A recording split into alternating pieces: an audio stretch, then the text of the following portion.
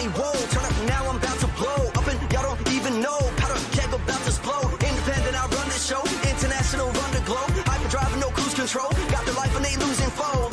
I stay 100, I keep it homegrown. I live for the applause, and all the people know. I bring the swag like nobody can. Don't mean to brag, what about it, yeah. I bring the swag like nobody can. It's in the bag, man, I got it, yeah. I got it. Built it from the bottom, ayy. About to be up in your face. Putting proof is in the chase. Put in work, the paper pays. On the up and I'm on the road. You beneath and you cutting cold. Hyperdriving, no cruise control. Got the life and they losing foes. I stay 100, I keep it homegrown. I live for the applause, and all the people know. I bring the swag like nobody can. Don't mean to brag, what about it, yeah. I bring the swag like nobody can. It's in the bag, man, I got it, yeah. I bring the swag like nobody.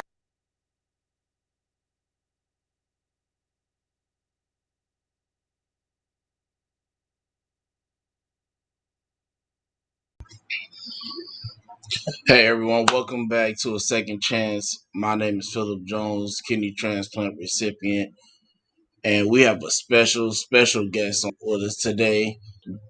Uncle Jim Myers is in the building. Uncle Jim, how you doing? I'm doing well. How are you, Philip? I'm doing great. I appreciate you joining me today. Uh, no better opportunity than the present. So, definitely appreciate you joining us. So, before we get started, subscribe, like, comment, ask any questions you want to ask. We'll be happy to answer them all. But definitely hit that subscribe button on our YouTube channel. We'll definitely appreciate that. So Uncle Jim, go ahead. It's on you. Okay. My name is Jim Myers. I'm from Hammond, Indiana. I'm 68 years old. I'm a polycystic kidney disease patient. I was diagnosed when I was 25. I went on dialysis when I was 58, and I had a transplant at the age of 62. I'm a pretty active kidney advocate for the National Kidney Foundation, the American Association of Kidney Patients, Kidney Can, the Polycystic Kidney Disease Foundation, and the Chronic Disease Coalition. I'm very active on social media, and I do broadcasts like Philip is doing tonight. So I hope that you tune in and ask questions. I'm happy to try and answer everything that I can. Awesome. Again, we appreciate you joining us, Uncle Jim. So, I'll get started with a question. Um, how did dealing with polycystic kidney disease later in life, when you have to get on dialysis, was that transition? I mean, you go so long without really having any type of restrictions or anything like that, and then all of a sudden it's like, just kind of hits you like, hey, you need to just change everything that you're doing. Philip, that's exactly the way it worked. I watched my father die in 1983 from PKD, and I had aunts, uncles, one cousin on my dad's side that passed from polycystic kidney disease. I was relatively young when I was diagnosed, and I really didn't feel bad. And I went along for quite some time, and my GFR kept getting lower and lower and lower, but not rapidly. And there was one time I was home. It was after I was separated from my spouse, so I was living alone, and I just felt horrible, and I couldn't get out of bed, and I knew I was in big trouble. And my phone was maybe 6 feet away from me on the bed, and I couldn't reach my phone. I really struggled to reach my phone to call 911. I finally managed to do it The guys from the ambulance service in Crown Point, Indiana, came and got me. They took me to St. Anthony's Hospital in Crown Point. Right away, because of my family history, they knew that it had to be PKD. They did a couple of quick studies, simple X-ray. The cyst showed up on my kidneys, and well, the routine, Philip. They put a catheter in my neck and admitted me into the hospital, and I was on dialysis the very next day. Wow, wow. Um, my next question is what kind of life did those five family members live, knowing that they had dealing with polycystic kidney disease? They were not as lucky as me. One of my relatives, an aunt, her husband declined to refer her to a nephrologist, so declined dialysis on her behalf. So she went very quickly. I had she was a dominant, an AD PKD patient. I had another aunt, no, actually two aunts that passed away relatively the same way. I had an uncle that passed away the same way. I had a cousin, my cousin Rich, who had the recessive version of PKD, AR PKD. He barely made it past 30 when he passed away. And I've been very fortunate because of my family's history. My general physician, my family doctor, referred me right away to IU Health down in Indianapolis, and they monitored me very closely. They put me on a kidney diet. I used to go back and see them every month. Dr. Hellman down in Indianapolis. They would draw blood. They would ask me to urinate in a cup, and they kept an eye on my vitals pretty closely. So, and I took medication as well.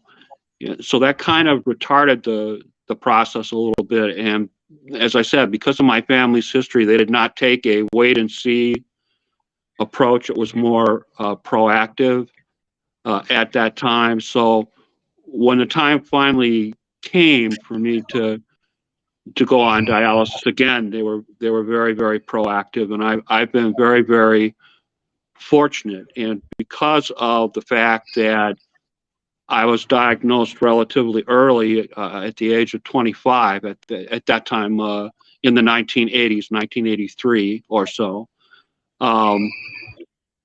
they were able to keep a pretty close eye on me. So when I did end up on dialysis, because I had already been on a renal diet, I already had been taking medication, I already had been monitoring my blood pressure, my EGFR, it wasn't quite so traumatic. So I had a relatively successful 4-year period of time on dialysis. I was looking for a kidney transplant almost immediately on the advice of my doctor, and I was very fortunate to get listed. And I'm the very first one in my family, at least to the best of my knowledge, to receive a kidney transplant April 27th, 2016 at IU Health in Indianapolis. My transplant physician down there, the surgeon, was Dr. William Goggins. So shout out to Dr. Goggins. We call him Dr. 2000 here in Indiana, Philip, because he's done 2,000 kidney transplants or more by this point. Wow, that's incredible. You kind of halfway answered it by just you talking about your doctors, but what and we try to stress this a lot with anybody that we talk to, any patients that we talk to. But what was your relationship like with your nephrologist? Always had a very, very good relationships with my nephrologist. I have a strategy that I've utilized most of my life because of my experience with my dad. I have um, a local nephrologist here in Northwest Indiana.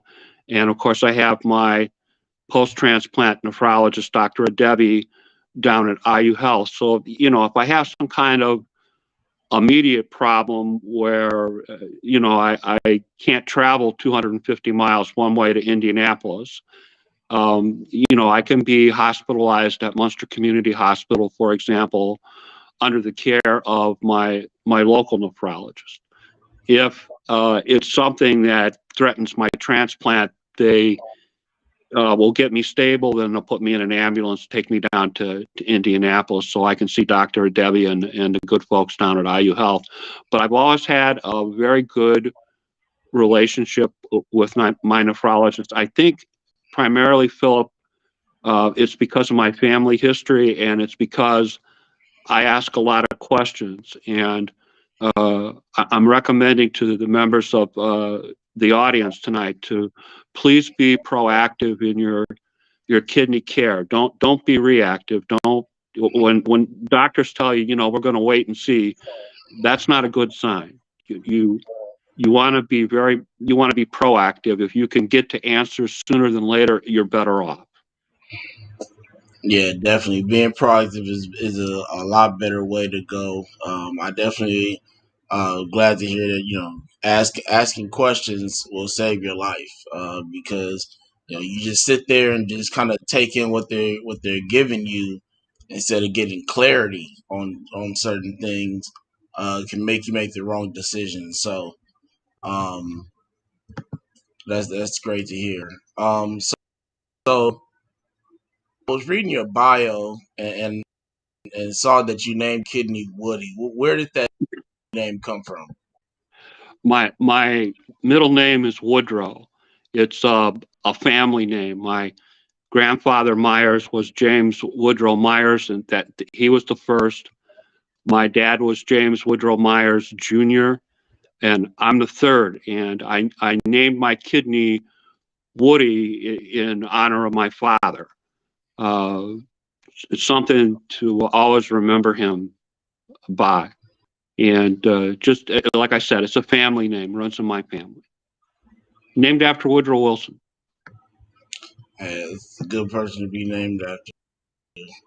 Well, since we're talking about honoring, real quick, me and Tafaro just did a show, veterans. The donation link still up and running. It will definitely appreciate anything that you can donate. You can donate tinyurl.com/hope for vets. Um, or donate by you can make it out to Camaraderie Rescue Mission Inc. Mail it to Greg Bignell, U.S. Air Force, retired, 1532 Coregrass Way, Lakeland, Florida 33813. We definitely appreciate anything that you can donate. Um,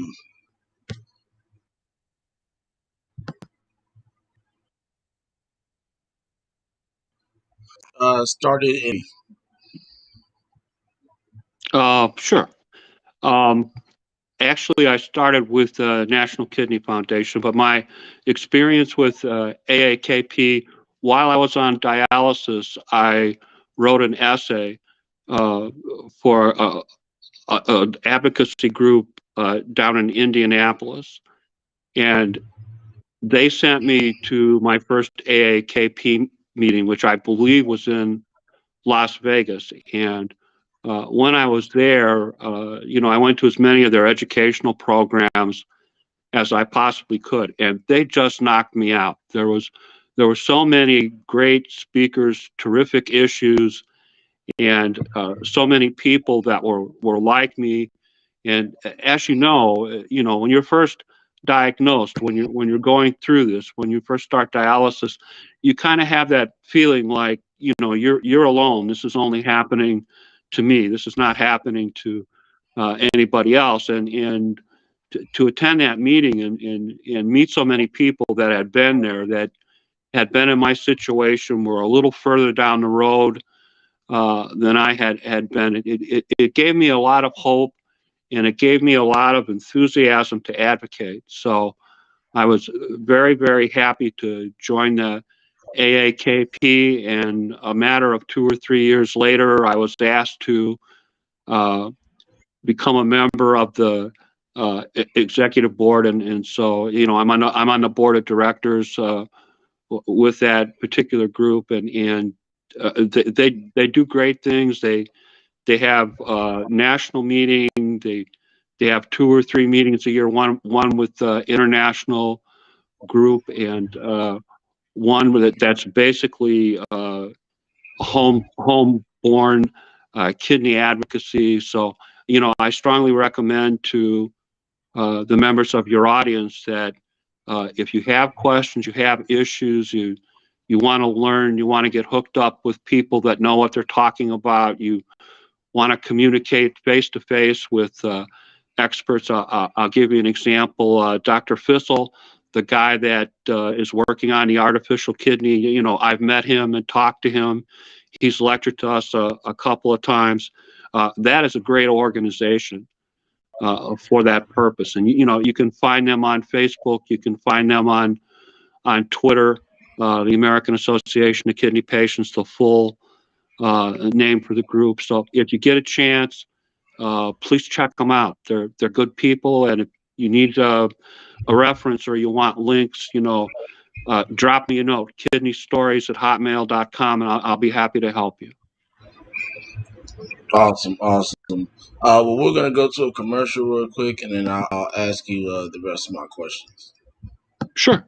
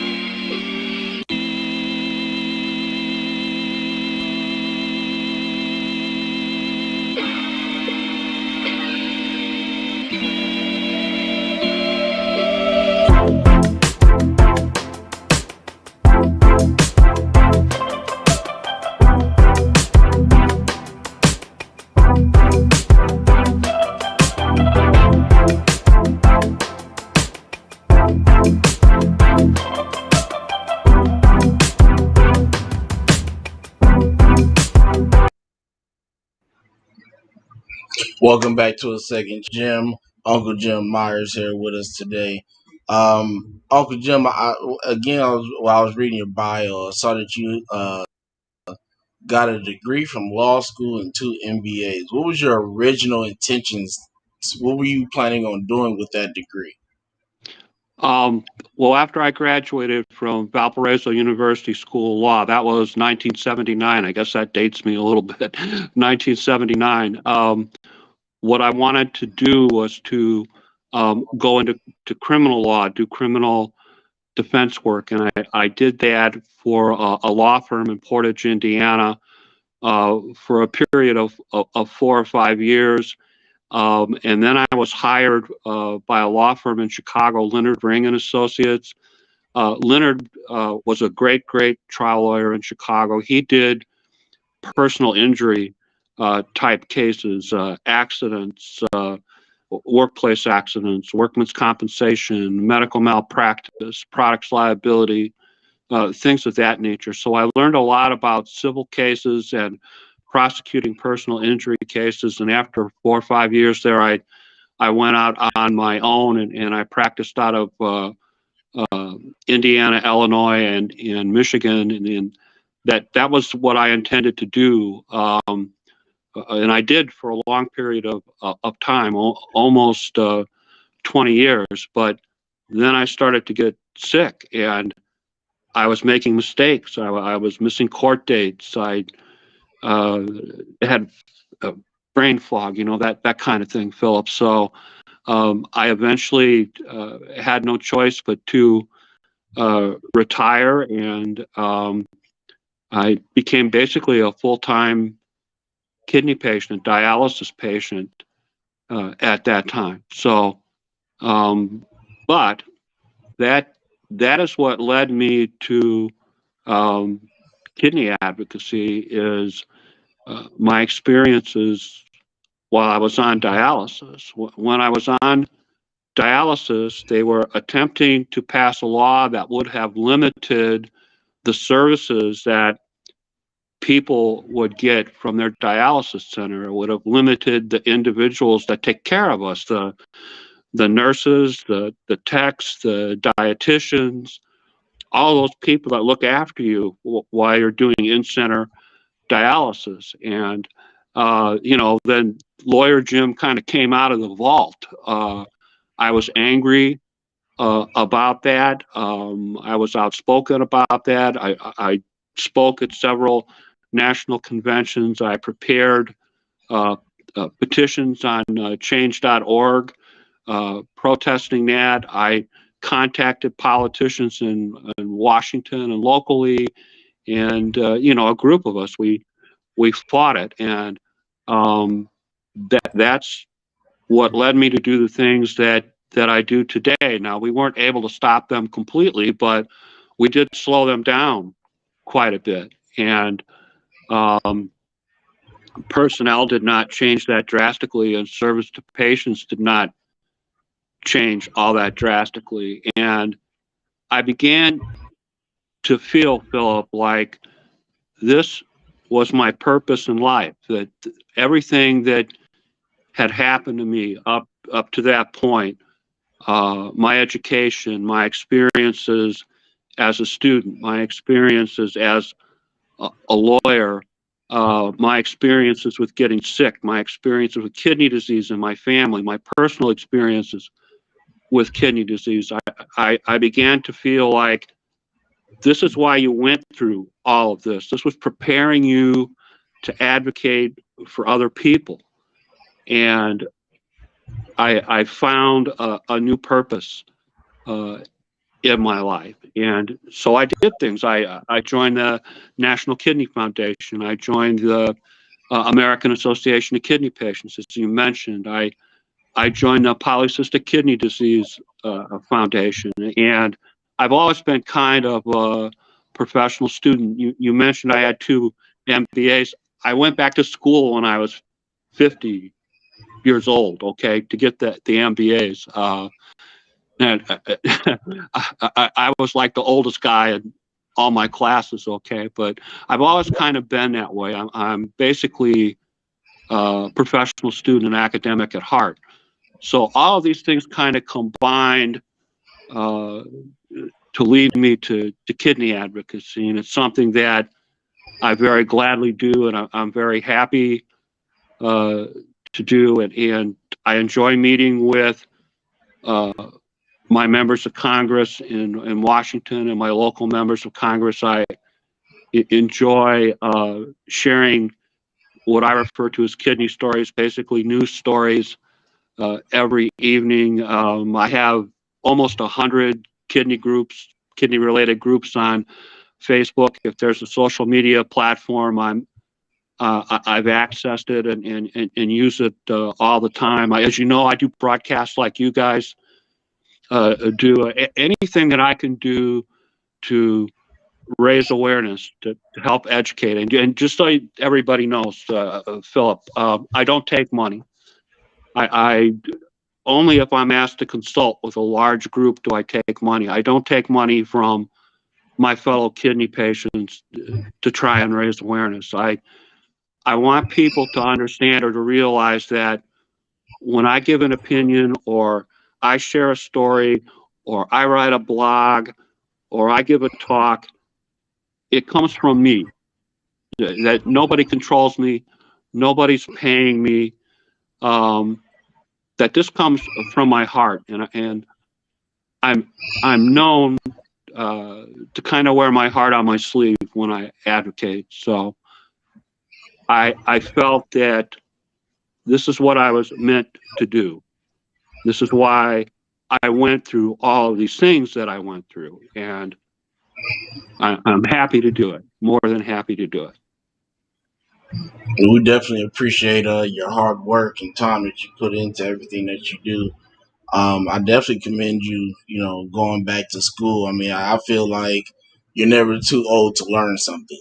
I mean, it's the school that I go to currently is a junior college, and I mean, it's people of all ages enrolled at that school. I mean, 50, 60, 70 years old, going back to school to get their degrees, that nature. So, again, definitely commend you on making it, on coming to that conclusion and following through with that.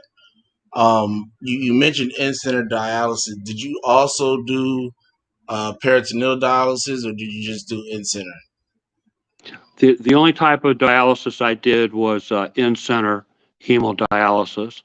The reason for that, Philip, at that time when I was going through that, I used to have issues with vertigo. That's part of the reason that I was having a difficulty getting to the phone that I told you about. I'd have these Mm. dizzy spells where I just plain old couldn't function. I couldn't stand up, walk around.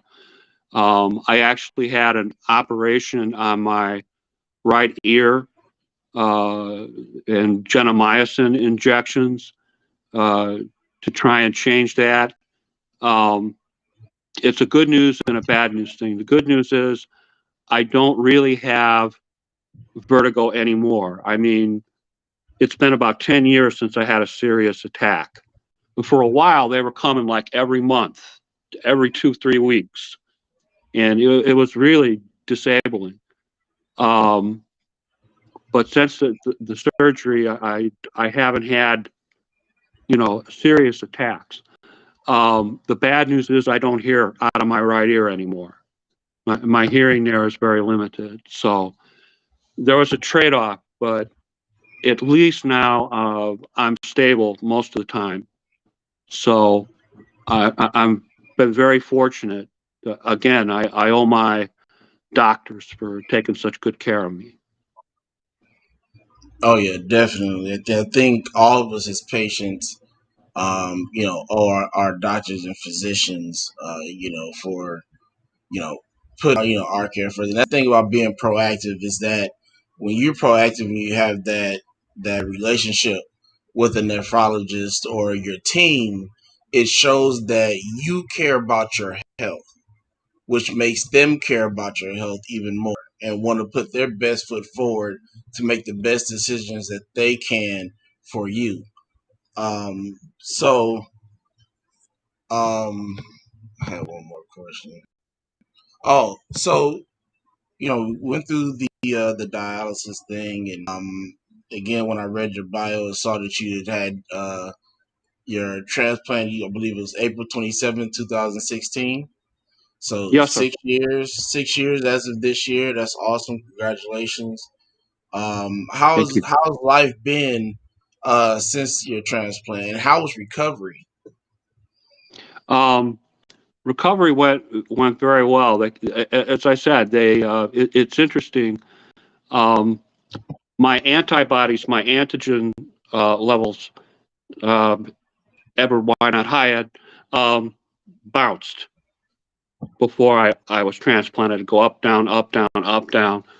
So they kept a pretty good eye on me afterwards. I was going down to Indianapolis once a week. They do infusions, and they were trying to make sure that the kidney was stable, and that went on for like a 6 month period or so. But after that, not now I see my transplant physician, Dr. Adebi. He comes up to Maryville. I see him every 3 to 6 months. I see my local nephrologist every couple of months. I'm seeing him again in November. I just saw Dr. Adebi last month. I do blood draw, which is pretty extensive every month to kind of keep track of what's, and that I had all this habit, before I even went on dialysis. So it's nothing new to me. I go in, I point, I say, stick the needle here, right? Draw the blood from here. I also have a port.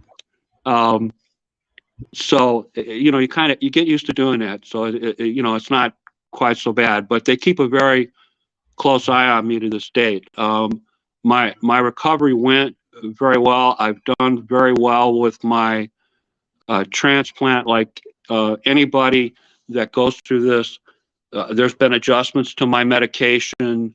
Numbers have been up and down, but they basically have kept me pretty stable. There's some. Let's see if I can show you. I take Fortic as one of the. There it is, Jim. One of the anti-rejection medications that I take. The other one is tacrolimus. There's some question Mm. about whether I'm having side effects from the Fortic, and that's something that just developed this year. So they're considering what to do about that. I went from taking like 5 and 5 as far as the pills are concerned, and I was on prednisone for a short period of time, to now it's like 1 and 1. One tacrolimus, 1 Fortic, one in the morning, one in the evening. That type of thing.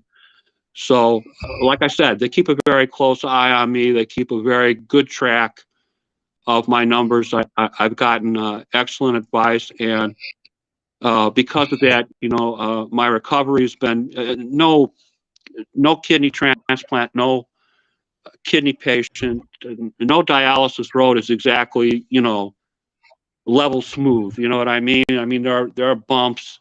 There's going to be a few curves in it, but basically I've been very, very fortunate, and I've been able to do the things that I want to do. Pre-COVID, for a while I was getting on and off airplanes, going to different meetings, speaking in different cities. That type of thing. I more Zoom meetings these days, virtual type meetings, and just so everybody knows, I've had all of my original COVID shots. I've had a couple of boosters, and in the next couple of weeks, I'm going in for the most recent. It's a brand new shot that they give you, but I'm a very firm believer that as a kidney patient, a transplant patient, someone that's on immunosuppressants, we're kind of vulnerable. And I read that Dr. Fauci thinks there might be a new variant to the virus that comes up this winter. So I'm recommending to all my kidney friends out there, get the shots, man. Just, it's like any other vaccination. It's like your flu shot. It's like your pneumonia vaccination. Get the vaccination. wear the mask when you're out, social distance, wash your hands, be your own best advocate. Take care of yourself, because I lose too many of my friends to kidney disease in the first place. So I want to encourage everybody. I mean, it's free, man. Go to the drugstore and get it done. It's go to the CVS, hit the Walgreens. It's no big deal. But 5-10 seconds, it's basically over. So take care of yourself, look out for yourself, and again, I want to stress: try to be proactive.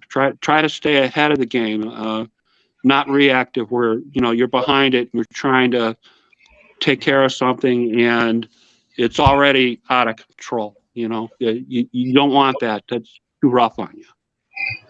Definitely, definitely. We just saw Edward Mr. Why Not Drake pop in. I just want to say happy 14th year transplant anniversary to him. That was yesterday. It's a great dude right there. Definitely appreciate him and glad he's in my life for sure. And to kind of piggyback off what you were just saying to kidney patients, also goes to pre-transplant patients as well.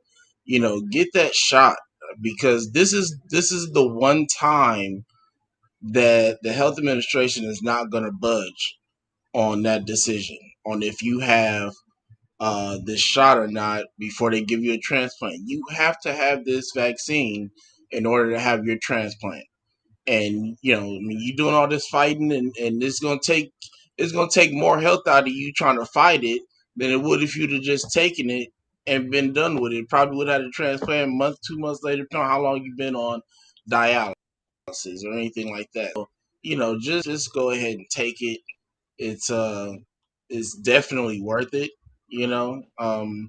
There are some minor side effects. I've heard some people, have a headache afterwards, or shoulder pain or something like that. I mean, but what's that compared to what you've already been through, right? Um, so I don't see, what the problem is with anybody getting this shot. But I also respect people's decisions as well. That's the reason why we live in this great country. You have the option to say yes or say no. Um, so to move forward, Uncle Jim, was uh your diet been like since transplanted? Do you see a dietitian regularly? Yeah, I do. I have a dietitian from IU Health that I communicate with, and um, uh, lots of fruit and vegetables is what they recommend to me. It's a little bit easier than when I was on dialysis. I mean, they give you a little bit more than you can eat. I'm a freak when it comes to ice cream. Probably not the best for me, but I do have ice cream every once in a while, and um, they do allow me some red meat these days. But normally it's white meat. It's pork, uh, fish, that chicken, that kind of thing. Not so much red meat, lower protein um, type things. Lots of fruit and vegetables.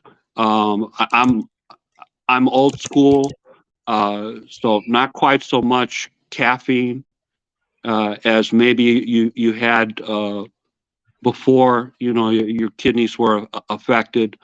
Um, that type of thing. Sugar. Try to avoid sugary products if you can, and that's why those blood draws and urinalysis. That's why my doctors recommend that you do that every month. They want to keep an eye on your numbers. They want to keep an eye on your labs, and it's like Philip. It's like anything else. It's a constant source of adjustments with your diet, with your labs, with your health. It's very rare for somebody to have a static state when it comes to kidney disease as far as the effects that it has on them as you get older. Um, as I get older, I notice that there are things that I have to do now that I didn't used to have to do when I was younger, or there are things I had to do when I was younger that aren't as important now. Other things are more important. But that basic uh, kidney diet, is very, very important. And there's all kinds of sources out there.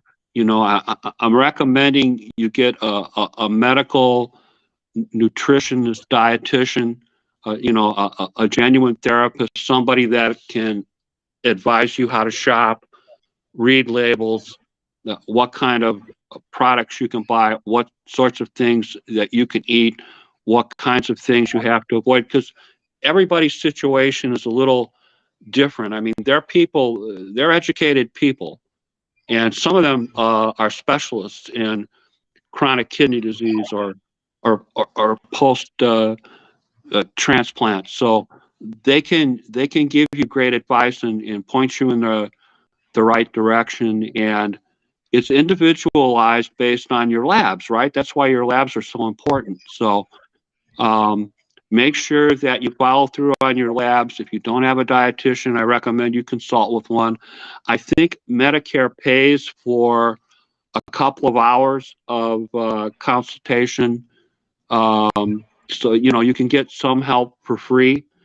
And trust me, the money that you spend on that is well worth it, because there's a difference between feeling well and not feeling so red hot. So uh, try to follow your doctor's advice, follow up on your blood work, have periodic discussions with a qualified dietitian, a qualified medical nutrition therapist. That's the best course to take. Exercise. Definitely. Don't be like your Right. Uncle Jim. Don't be laying on the couch all the time, man. Get out there and walk a little bit once in a while. Had doing a little walking for the American Kidney Fund this month, trying to get my 37 miles in, and got managed to get a couple of miles in today during the Bears game. So you gotta do things to take care of yourself, even if you're almost 70 years old. You still have to look after yourself. Yeah, no, definitely, definitely. And one thing that you brought up was, learning how to read labels and things of that nature. And so, that's actually one of the things that we've touched on recently, with Kelsey Reed. She came on our show, and she taught kidney patients how to read labels and what to look for, what to what you need to pay attention to, CKD patient. So definitely glad that you mentioned that. Kelsey And was on my broadcast too, Philip, and man, she's great, isn't she? she's awesome. She's awesome. I've met a number of dietitians that I definitely contact with, for any reason, if we do something, with a second chance, or somebody else that I know does something, or the Why Not Foundation. And there's the dietitians that are out there. They care about how CKD patients live their life, and how they monitor their dietary nutrition and things of that nature. So that's definitely something to be happy about, for sure. Um, and you mentioned the urine analysis and the blood draw. And that both of those things, like you said, go every month. That falls under being a self advocate.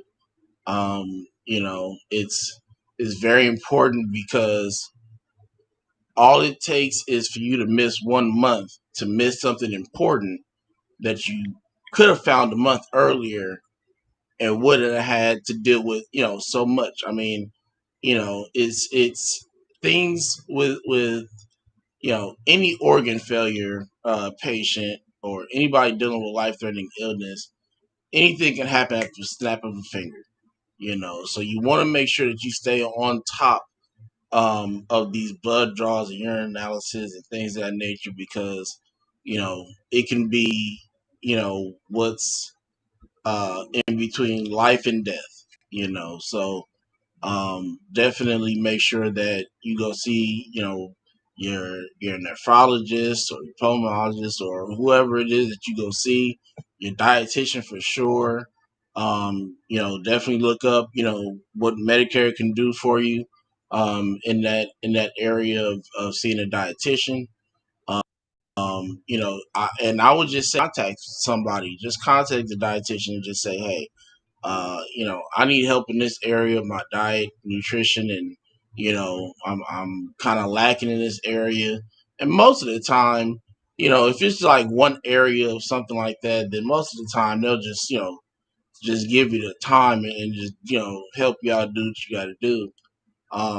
But you know, it's been a great and informative conversation with you, Uncle Jim. Definitely appreciate you coming on again and you tonight.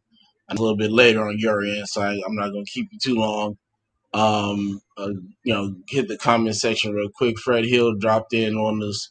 Appreciate him. He's actually going to be the host of our upcoming conference, the Guide to the Transplant List Conference, which will be a conference where we have a cardiologist, nephrologist, lung doctor, liver doctor come on and basically give you the do's and don'ts to what you should and shouldn't do when you're trying to get put on the list, and what you should and shouldn't do to stay on the list, because those are two different things. Those lists are completely, different. Some of things that are similar, but there's some things that are different as well. Of things that you need to do to get on the list, and what you need to do to stay on the list. But before we get out here, I got two more questions for you, Uncle Jim. You mentioned earlier that you were separated from your spouse, so when you were sick. So what was your support system like? When during the time that you got sick and during dialysis and your transplant? Mm. Well, that's a rough one to answer, Philip. Basically, I was on my own for a long time, um, and that was, to be honest, kind of scary. When I started dialysis, I met a woman. Her name was Maureen O'Brien. Maureen had been a pediatric kidney patient, and by the time I met her, she had been transplanted 3 times, and Mm, transplant failed, back on dialysis, transplant failed, back on dialysis. She had been a nurse as part of her profession. And so, in speaking to her and talking to her and learning from her while I was on uh, dialysis, I mean, she had a great deal of influence over me, and she kind of took me under her wing and looked out for me. And I've always appreciated that because of her influence. This was something else that made me dedicate myself to other kidney patients, because she gave very generously information, knowledge, support. I mean, when you're when you're in center and you're on dialysis, one of the things, even before COVID, that they discourage you from doing is walking over to another patient and speaking to them before they hook you up, right? Because they don't want you guys to be passing things back and forth. Well, we would have this conversation every day. Okay, that's how much influence that she had. So I was very fortunate in that way to get guidance. And it's made me, you mentioned Edward, it's made me a very, very strong advocate for pediatric kidney patients. And it's amazing to me.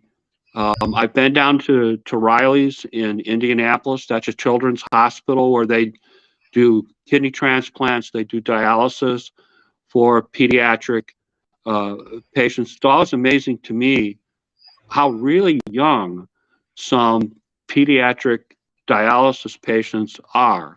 and the kind of wonderful care they get, and how they're looked after, and the resilience of those patients, and the resilience of those parents in particular. And they have issues, Philip, you and I do not have. They have all of our issues plus. So, those are things that have interested me, and it really pulled at my heartstrings a little bit to see children. I'm thinking of one patient in particular. His name is Henry. When I met him, he was actually in a playpen doing dialysis down at Riley's. So it's made me a very, very strong advocate for pediatric kidney patients, for patients that are non-adults. And it's interesting and heartbreaking at the same time. But you see, those patients were just going to be just like my friend. They're going to have 2 or 3 transplants over the course of a lifetime. They transplanted me. They kind of expect my transplant to last me to the end of my life. You're a pediatric kidney patient. You're looking at 2, 3. I've seen peds patients as adults, maybe actually 4 transplants. I think the world record is 5. I could be wrong, but that's what I'm thinking tonight. So a big shout out to all of my pediatric kidney patient parents and friends. And if you follow my program at all, I have those parents on. I have experts, doctors on to talk about peds patients. So if you have an interest in those kind of things, don't hesitate to contact me. I'm happy to help. I think I have 6 or 7 groups on Facebook just dedicated to pediatric kidney patients. So that's a big theme with me. Okay, very, very important to look after those children, because as far as I'm concerned, they're our future. And of all the patients I want to get better, or find some kind of a cure for, or some kind of help for, it's those patients. That's how much of an effect it had on me to actually see those patients up close and personal. Wow, that touches me because I was once that pediatric patient. I didn't know that. I got diagnosed at 4 years old with chronic kidney disease. Was on dialysis for a little bit when they originally diagnosed me, and went my whole life on 30% kidney function to the age of 16. Went to my kidney started to plummet very quickly when I hit 16. Went on dialysis. 6 months later, I was able to get a transplant. Unfortunately, it failed 3 months later. So I've lived that life, and because I've lived that life, and I know what it's about, is the main reason why I work with the Why Not Foundation. Because when I was younger, like you said before, and really, really with kids is that unless you're, consistently in the hospital, on that transplant floor, or, something like that, you feel like it's just you. You feel like you're on the island all by yourself. I didn't meet my first kidney patient really until the day of mine.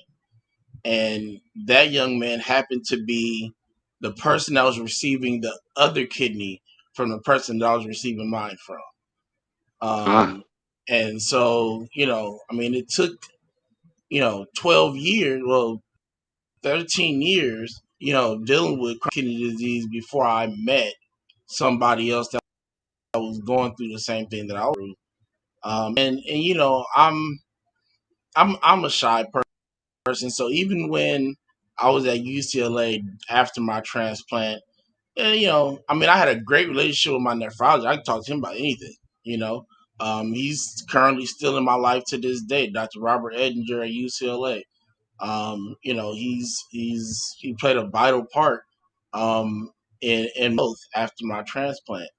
And unfortunately, it didn't last as long as it was supposed to. But I definitely give him all the thanks and all the credit that he's due. But again, like I said, I've lived that life that you were just talking about when it comes to pediatric patients, and again, this is why I put the work in with the Why Not Foundation, with the Second Chance, to educate not just adult but pediatric parents as well. My parents had to go through that with me. The one thing that I was very fortunate about was that even though my parents were divorced, my parents got divorced at 2. They were still able to work together to raise me, and that's the biggest thing that I'm happy about when it comes to being a CK pediatric patient, is that you have I've heard stories of parents breaking up because of their kid being sick and one parent can't deal with it and things of that nature. So I was very blessed to be able to have a mother and a father that were able to work together, to put the love and commitment into my health and raising me. So again, I thank you for everything that you do for pediatric patients, pre and post transplant patients, because it's definitely needed. Most of the things that come about are intended for adult patients. And to me, it seems like, I don't know, maybe they think that kids can't get sick or they're not supposed to, or whatever that whatever it is. But I will say this: it's true and it's real that kids can get sick. Austin Lee was sick before he even was born. And Yeah. it's uh it's a shame that people have that thought that it's just adults that are going through this. There's only really like 3 well-known organizations that I know of that assist pediatric transplant patients. One is the Why Not Foundation, the other one's CODA, and another one is one that's recently came about, which is Transplant Family. So, but it's a billion, um, you know, kidney disease organizations out there that kind of just focus on adult care. So that's one thing that I think definitely needs to change. Maybe we need to be the ones to make that change. But I'm definitely down for it. If that's the case. But again, Uncle Jim, my last question for you is, what would you want the audience to take from this interview today? I think the important thing that I would like the audience to take from the interview today is to please be your own best advocate. Please be proactive in your own care. Another big issue with me is preemptive kidney transplant. By that, I mean transplant offered to you before dialysis. If your GFR is around 30, maybe leaning towards 20, I wouldn't hesitate to ask my nephrologist if you could discuss preemptive kidney transplant, because those patients, generally speaking, they get transplants from living donors and they do better. They seem to do better in the long run. Their transplants last almost twice as long as a transplant from a decedent donor.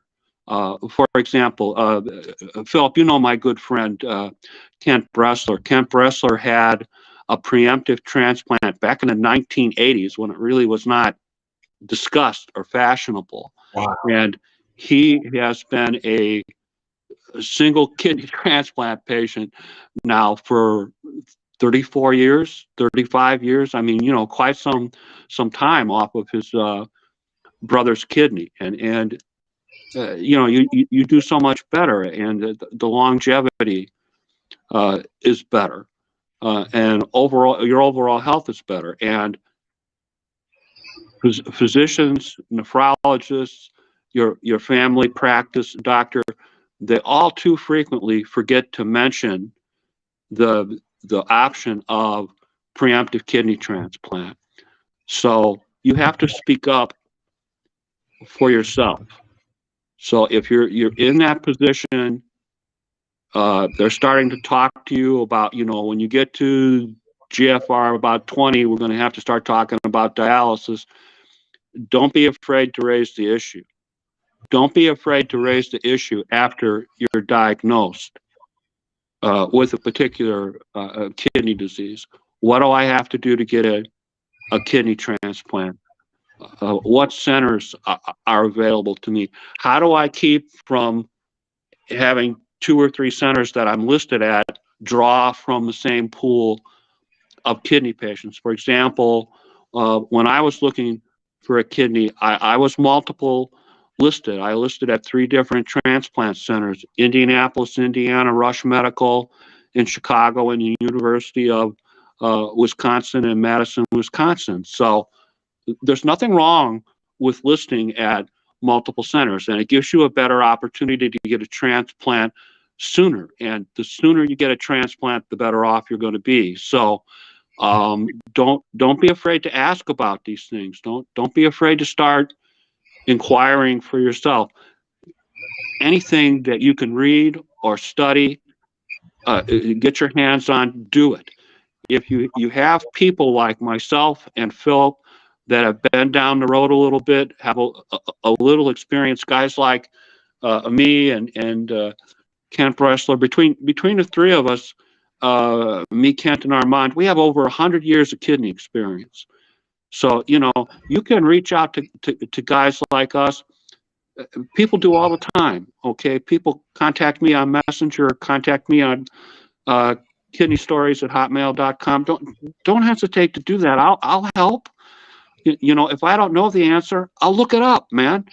And, we'll learn something together. But don't be afraid to ask people that have more experience than you do. Be your own best advocate. Be proactive in your care. If you're in a position, ask about preemptive transplant. Follow your doctor's orders and instructions to the letter. Get your blood work done. Get your urinalysis done. Stay in touch with them. Don't be afraid to ask questions. Don't be afraid to make an appointment and go in and see them. If you need help, take somebody with you. Make a list of the questions that you have. I have a relationship with my doctors. I can send them those things ahead of time, ahead of my appointment. We can sit down and discuss those things. So he's prepared, because otherwise, what do? You're there for your appointment. Right before they come in the room, they look at your chart, right? They don't know what your concerns are. They don't know unless you tell them. So consider doing that before your appointment. And if you don't have somebody that you can work with like that, like Philip is talking about his nephrologist, it's time to get a new neph. Okay? Be very, very, very proactive. And like I said, don't be afraid to ask questions from somebody that's a little further down the road than you are. Because, most of us that are advocates, that's why we do it, frankly. We do it because we don't want you to have the same bad experiences that we had. We don't want you to go through some of the same nonsense that we did. So don't be afraid to ask questions. Check out all the broadcasts that you can. There's lots of kidney broadcasts on YouTube. Philip and his group, Second Chance, they do a hell of a great job. You can always check out his broadcast. I do broadcasts. My friend Kent Bressler, he does podcasts with Kidney Solutions. So, you get an opportunity to listen to guys that are more experienced. We bring doctors on, we bring experts on, people that may be of interest to you. So don't be afraid to check those those things out. And if you have questions, guys like Philip and I, that's why we're here. That's why we do the things that we do. Don't hesitate to contact us, not even a little bit. All right. If I don't know the answer to a question, I'll Google it. I'll look it up. We'll come up with an answer. Okay. So that's what I want to leave everyone with. And I'm gonna add something to it. Kind of you touched on it, a little bit when you said, get a new nephrologist. Is that when you when those hairs on the back of your neck stand up and you're not sure about something or you don't agree with something, you have the right to get a second opinion. As a patient, you have that right to go and consult another nephrologist or another dietitian or wherever your issue is, and say, hey, my nephrologist told me this, but I don't feel like this is right. This is correct. What's your opinion on this? I'm having this symptom, I'm having that symptom. This happens when this, when I take this medicine or whatever the case may be. You have that right to get a second opinion from another healthcare professional. So definitely, when you, like I said, when you have that feeling like something's not sitting right with you, take that option. It's I'd rather be safe than sorry any day. So, uh, again, Uncle Jim, thank you very much. I appreciate your time. I appreciate your commitment to the kidney, your efforts and everything else that you put into what you do for kidney patients. It's greatly appreciated. Um, and so next week, we won't be on Sunday. We'll be on Monday. We'll have our cancer panel on in honor of Breast Cancer Month, and for me, it's not just Breast Cancer Month; it's Cancer Month in general. I don't, I, I I understand the separation in it, but still, but we will have a breast cancer survivor on our show next Monday, and it's going to be a power packed show for individuals that have overcome cancer in a different amount of ways. Breast cancer, colon cancer, so we'll look forward to seeing you all next Monday. And again, Uncle Jim, appreciate you. Appreciate you. Oh, Uh, thank you so much for having me on, giving me the opportunity to contribute to Second Chance. And just so everybody knows, after the first of the year, Philip's going to be on my broadcast, and we're going to tell his kidney story. And wow, I'm fired up. Next week sounds like it's going to be a great week, Philip. I'm going to check that out. yes, sir. Yes, sir. Again, Uncle Jim, appreciate you. Everybody that watch, share this with somebody, subscribe, like, comment, all that good stuff. Thank Fred Hill for dropping in, Edward Mr. Why Not Drake for dropping in as well. PT, we appreciate you. He says, thank you, Mr. Myers. Great tip on preemptive care. And see you all next week. Y'all have a wonderful week. Starting tomorrow is a brand new week. So we'll be out with motivational Mondays to get you and get you through the week, back to the weekend, and see you again next week. So y'all have a blessed one, and we'll see.